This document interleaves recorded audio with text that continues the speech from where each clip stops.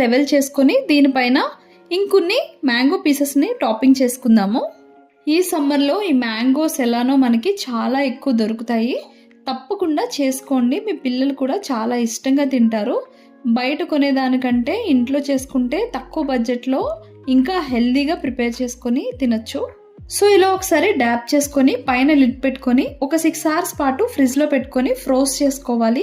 So అంతే, ice cream ఎలా చేసుకోవాలో చూసారు కదా. ఇప్పుడు మూస్ ఎలా చేసుకోవాలో కూడా చూపిస్తాను. ఇప్పుడు ఒక చిన్న గ్లాస్ తీసుకొని అందులోకి మనం ఐస్ క్రీమ్ కి ప్రిపేర్ చేసుకున్నాం కదా, మ్యాంగో పల్ప్ వేసుకొని విప్ క్రీమ్ లో కలుపుకున్నాం కదా, సేమ్ అదే బేస్ ని 1 cup తీసుకొని నేను పక్కన పెట్టుకున్నాను. సో అదే క్రీమ్ ని గ్లాస్ లో వేసుకొని దానిపైన చిన్న చిన్న మ్యాంగో పీసెస్ తో టాపింగ్ చేసుకోండి. సో దీన్ని వెంటనే తినేయాలి లేదా 2 hours పాటు జస్ట్ ఫ్రీజ్ చేసుకోవాలి, ఫ్రోజన్ చేసుకోవద్దు.